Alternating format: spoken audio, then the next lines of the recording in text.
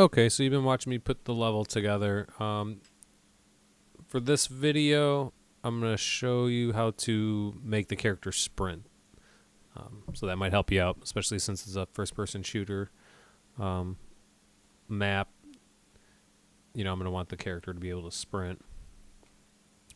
So I'm going to go up to Edit, Project Settings.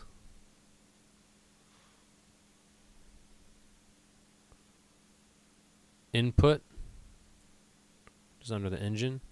You have action mappings, and then you have axis mappings. Axis mappings, you can see, will be how you move left, right, forward, back. So we want action mappings. I'm just going to name this sprint. And then you can pick whatever button you want. I'm going to do on the keyboard left shift. If you want to use a controller, you can do gamepad, left thumbstick, button. There you go. So on a PlayStation controller, that'd be your L3 button. And then I don't know what they call it in the Microsoft controller one. It's essentially the same thing, but it's not the LB. But all right, so you have that there, and then all you have to do there is just exit out of that. Now go into your first-person character, so you can type in right here. You can just type in first person, or if I spell it right, first care. All right, so in here we can do that sprint. Just put that in there.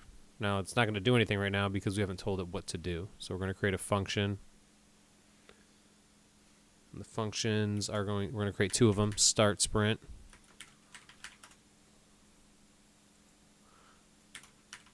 Stop sprint. All right. Then these will appear up here. If you accidentally X them out, just double click the function on the left. It'll bring you back. Okay, there's already a function in here. It's built in. Oh, should be.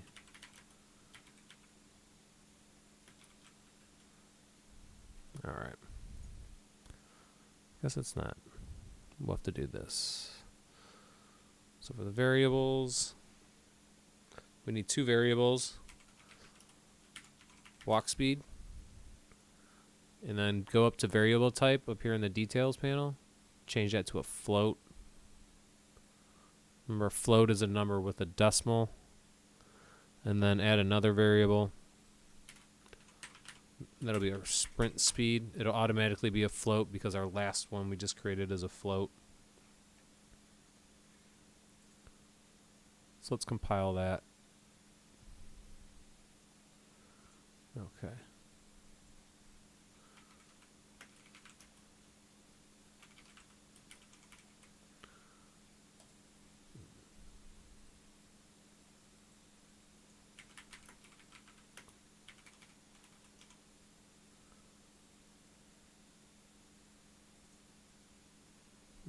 Why is this not popping up now?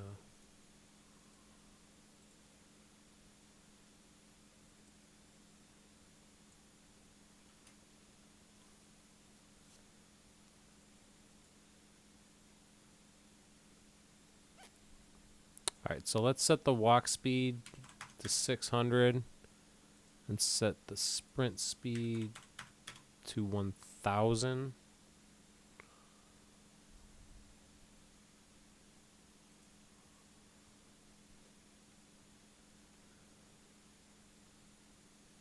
Pull our character movement out. Yeah, see? Because I need the character movement here. So go to pull out a character movement.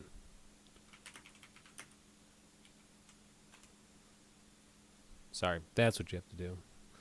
Sometimes I forget. You have to pull certain things, certain nodes from certain areas. So the reason I had to do that is you have to pull this character movement out, and then you have to pull off of that because this max speed is specifically, programmed with the character movement. Hook up your sprint speed here. Okay, and so now we're on sprint. So we want sprint speed. We're gonna get the sprint speed, and what we're doing is we're saying, take this value here, that's 1,000, and make that the walk speed when we tell the character to sprint, which will be by holding down the shift button. You can compile and save that. And then we're essentially going to do the same thing with the stop, just reverse for the speed. So you're going to do the same thing. They'll get max speed. Oops. Sorry. Get max walk speed. Very specific.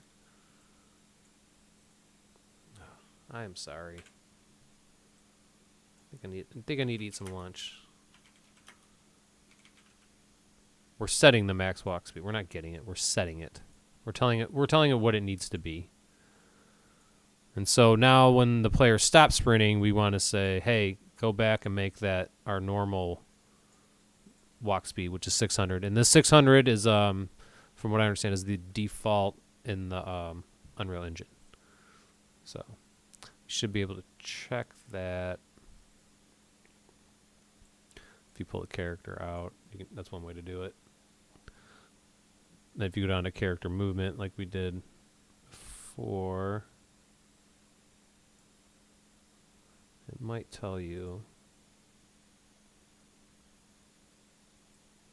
Whoops.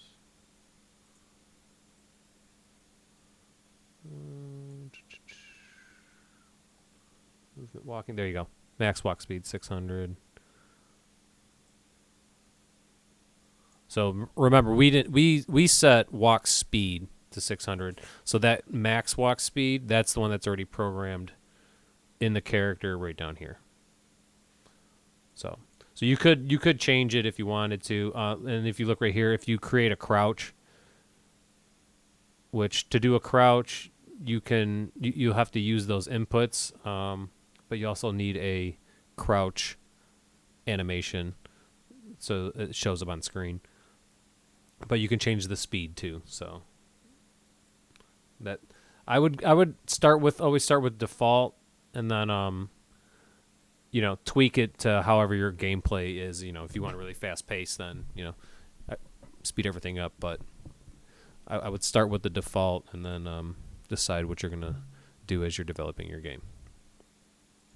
Okay, so back to this though. So let's go. So we make sure you compile and save that. Otherwise, your changes won't take place. So we created these two functions. So just pull that out.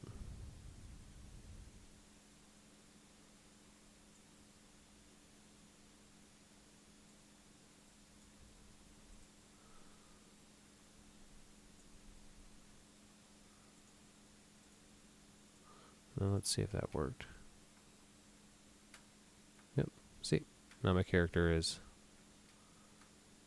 sprinting when I hold the shift button and slowing down when I'm not. These right here are just the other characters I pulled out just to get references for.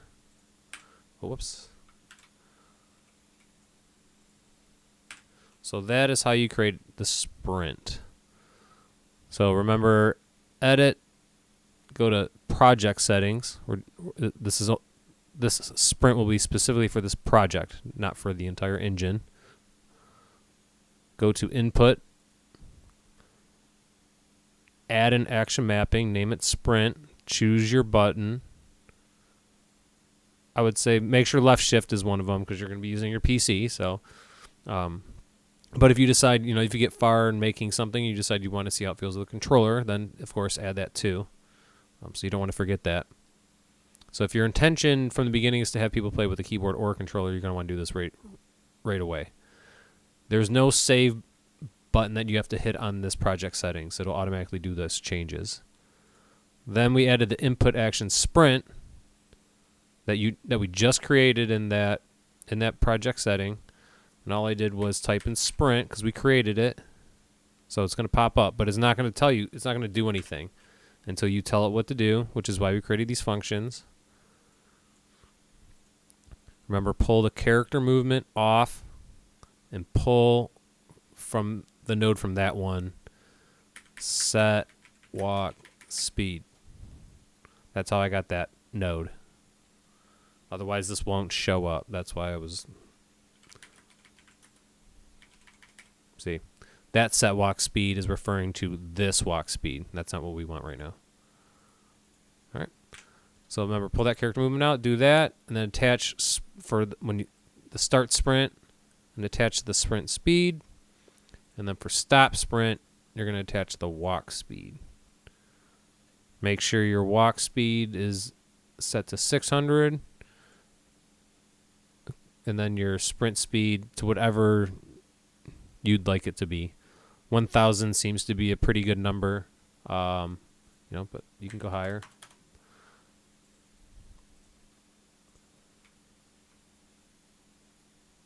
So it's personal preference on that one, especially depending on what type of game you're trying to make. So everything here is is open to your interpretation, how you want it to work. Remember, when you create these variables, you create it up here by hitting this plus sign next to variables, just like you did for the function. Make sure you change that these speeds have to be a float. Little drop-down box here, make it float, and then get your variables. Always make sure you hit compile and save if you want the changes to take place. And one more thing just to cover again. Make sure when you create a new function, you just name it whatever you want that function to do. I would always recommend making it as clear as possible. So if you just had S, that could be start sprint, stop sprint, slow down, swim. You don't want to do that. You want to be very clear. Because if somebody else eventually comes and works on your game, because more than not, you're gonna have a team. It's very hard to make a complete game all by yourself. So if somebody else is gonna work on it, you want it to be clear to them as well. All right, compile, save, and then just make sure you hit save all, so that when you close it out and reopen it, all those changes will have been saved. All right, that's the end of this video.